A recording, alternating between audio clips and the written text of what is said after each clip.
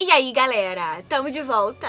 Mais uma semana, mais um vídeo, e como vocês viram aí na thumb, hoje a gente vai falar sobre o Torneio Tribruxo. Torneio esse que reúne as 3 escolas que recebem alunos de toda a Europa. Não sei pra você, não sei pra vocês, mas pra mim é uma das partes mais legais de toda a saga de Harry Potter. Em especial o que vamos falar hoje, que é a tarefa do labirinto. E como a gente fez aquele outro vídeo contando pra vocês como é que foi, na real, o caminho até a Pedra Filosofal, hoje a gente vai trazer com mais detalhes e mais veracidade o que foi o caminho dentro do labirinto até o Cálice de Fogo. Então partiu atravessar o portal mágico da plataforma 9 3/4. Vamos com nós.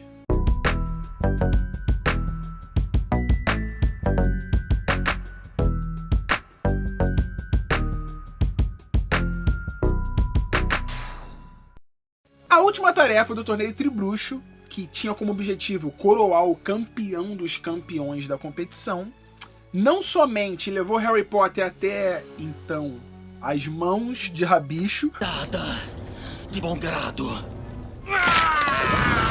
e Voldemort, como também causou o maior climão de toda a saga quando Harry retorna com o corpo do Cedrico morto. A banda de Hogwarts com couro comendo, todo mundo dançando e pulando, e aparece o Harry com o corpo do Cedrico ali bem no meio do campo.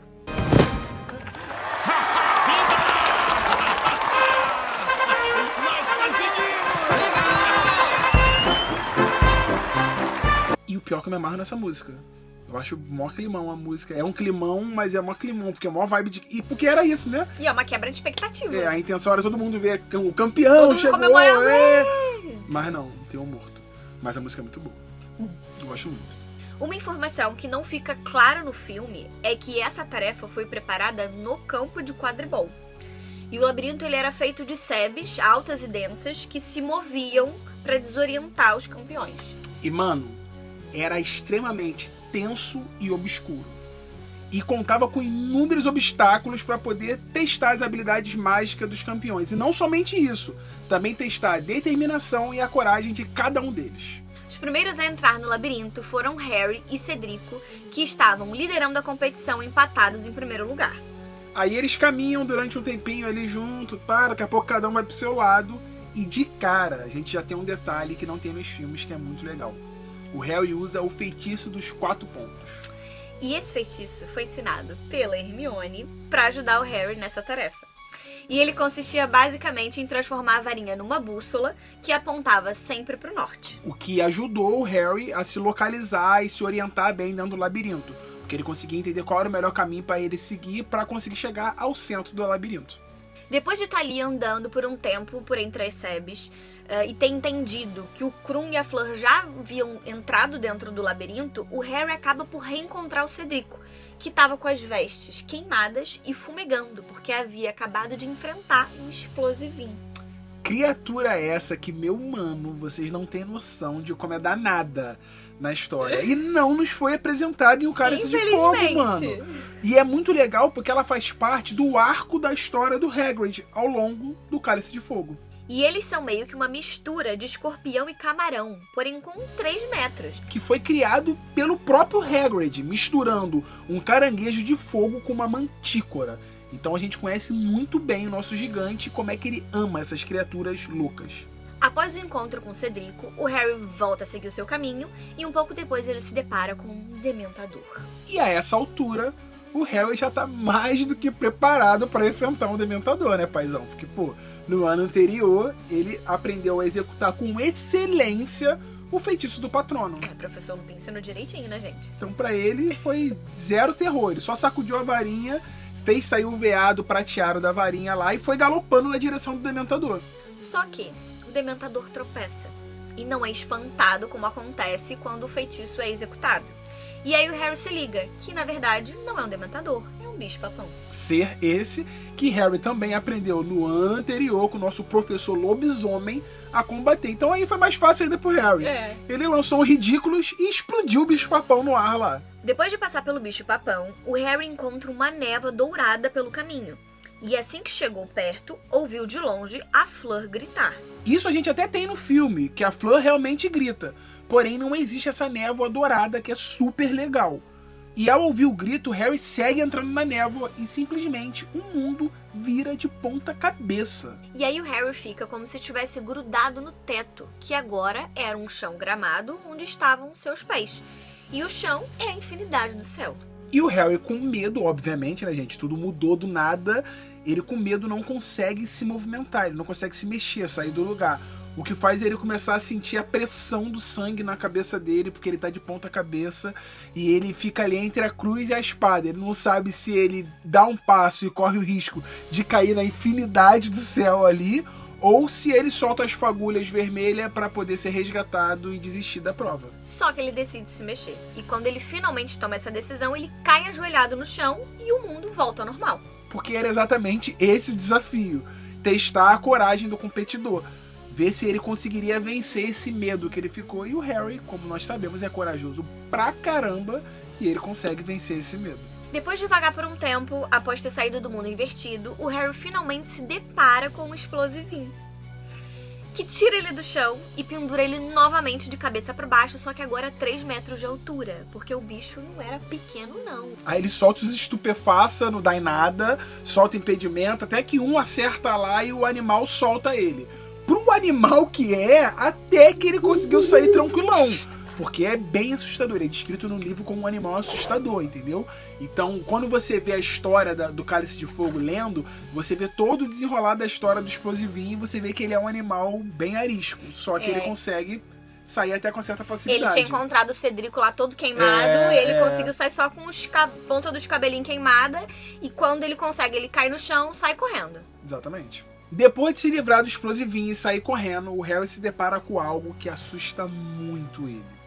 Ele simplesmente ouve Victor Krum praticando uma maldição imperdoável em Cedrico.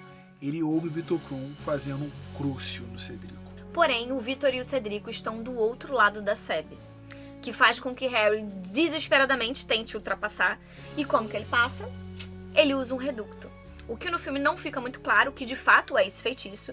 E ele é um feitiço redutor, que transforma objetos sólidos praticamente em pó. A prova de que precisa ser sólido é um pouquinho antes mesmo, porque na hora que ele enfrenta a névoa lá, na parte da tarefa do labirinto que tem a névoa dourada, antes dele entrar na névoa, a primeira coisa que ele tenta fazer é usar um reducto. Só que ele mesmo chega à conclusão de que não é eficaz porque se trata de algo não sólido. Então, o reducto só funciona em coisas sólidas. E aí ele lança o reducto ali na Sebe, que não tem grande efeito, porque obviamente as Sebes são enfeitiçadas, mas acaba por dar uma queimadinha ali, o que abre uma brecha para ele conseguir chutar e ir se enfiando, se embrenhando ali no meio. Ele acaba por ultrapassar a Sebe, chega do outro lado, se depara com o Krum, lança um estupefaça e o Victor cai no chão. E após isso, fica ali Harry e Cedrico conversando um com o outro, abismado, comentando o absurdo que foi o Victor Krum ter usado uma maldição imperdoável. Eles ficam ali meio que indignados, tentando entender o motivo do Victor ter chegado tão longe. O Harry até fala que achou que ele fosse legal, tá ligado? Então assim, mas ainda assim, eles chegam à decisão de soltar as faíscas vermelhas ali, né? Porque o Krum tá no chão ali apagado. Então eles soltam a faísca vermelha para que possam resgatar o Krum, dizendo que se deixasse ele ali um explosivinho e acabar comendo eles ali. Então o Harry e o Cedrico se vê naquele momento ali, os dois trabalhando em união, em equipe, né? Um com o outro, e o Harry cai em si e lembra que, mano, a competição continuou. Entendeu? Até mais interessante. Agora é menos mais um campeão com mais possibilidade dele ser campeão. Então ele cai em si ali e segue o caminho dele. E aí eles se tocam e vai um pra cada lado. Aí temos uma parte que é simplesmente o maior pecado de Cálice de Fogo é não ter, que é o encontro do Harry com a Esfinge. Mano, perfeito. E cara, é um ser incrivelmente bizarro, com o corpo de um grande leão com garras, com uma cabeça de mulher de olhos amendoados. A Esfinge andava de um lado para o outro, no meio da trilha, bloqueando a passagem de Harry. Com uma voz rica e profunda, a Esfinge simplesmente informa o Harry que ele está muito próximo do objetivo dele. E que o caminho mais rápido para o objetivo dele era passando por ela. Aí o Harry dá de maluco e pede para ela se afastar. Será que a senhora poderia se afastar? Se afasta aí, dá licencinha para eu poder passar. E obviamente ela não ia deixar ele passar tão fácil assim. Ele mesmo já perguntou, sabendo que não ia ser dessa forma. Então a esfinge diz pra ele que pra ele passar, ele teria que desvendar um enigma, que se ele acertasse, podia seguir em frente, mas se ele errasse, seria atacado por ela. Ou ele tinha outra opção, que era ouvir, ficar quietinho, tomar o caminho da roça e achar outro caminho para ele poder ir pro objetivo dele, que seria maior, porque como ela falou, o caminho menor era passando por ela. Aí ela começa a declamar o enigma pro Harry. Primeiro pense num lugar reservado aos sacrifícios, seja em que templo for.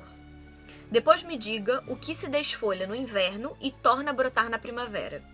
E finalmente me diga qual é o objeto que tem som, luz e ar e flutua na superfície do mar. Agora junte tudo e me responda o seguinte: que tipo de criatura você não gostaria de beijar? Harry ouviu, pediu para ela repetir, ouviu de novo e perguntou se todas as pistas ali levaria ele ao nome da criatura. Ela consentiu e ele começou a pensar, refletir ali. Na parte do sacrifício, ele pensou no primeiro momento em altar, depois pensou em Ara e resolveu voltar nessa pista depois. Na segunda parte, onde ela cita ali que seria algo que se desfolha no inverno, ele de primeiro momento pensou em árvore, galho, rama, algo nesse sentido. Na parte que fala que flutua no mar, com som, luz ali, ele pensou boia. E pegou o Ara, rama, boia e criou a Araramboia. E falou pra esfinge e a esfinge deixou ele poder passar.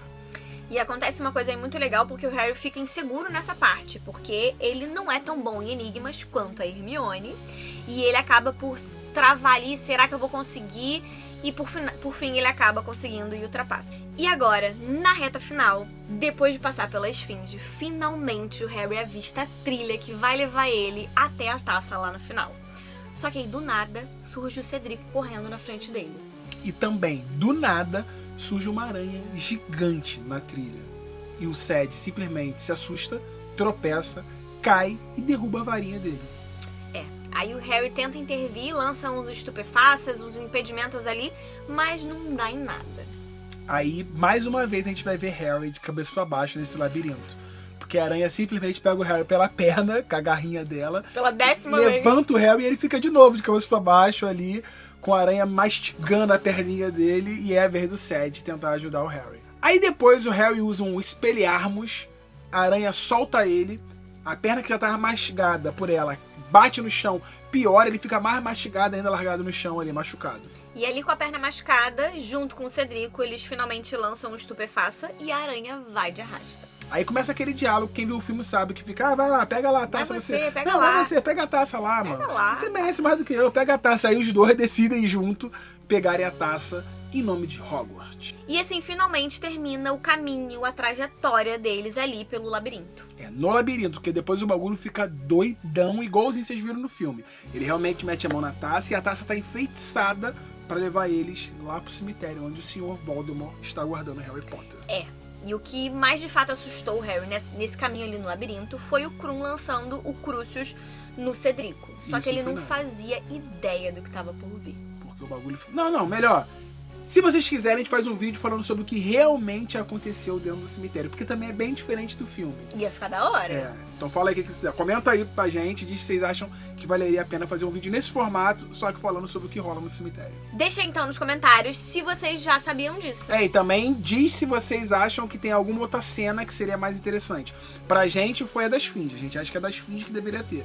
Pra vocês é o quê? Seria a da névoa? Do mundo de cabeça pra baixo ali, é o Harry enfrentando a aranha, é o Explosivinho, é o Victor Krum fazendo o Crucio ali no Cedrico. Isso ia ser da hora. Então diga aí o que vocês acharam que seria essencial estar nos filmes e não está baseado no que a gente falou aqui.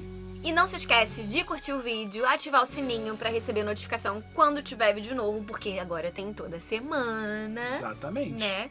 E é isso. Tamo junto e valeu! A felicidade pode ser encontrada mesmo nas horas mais sombrias.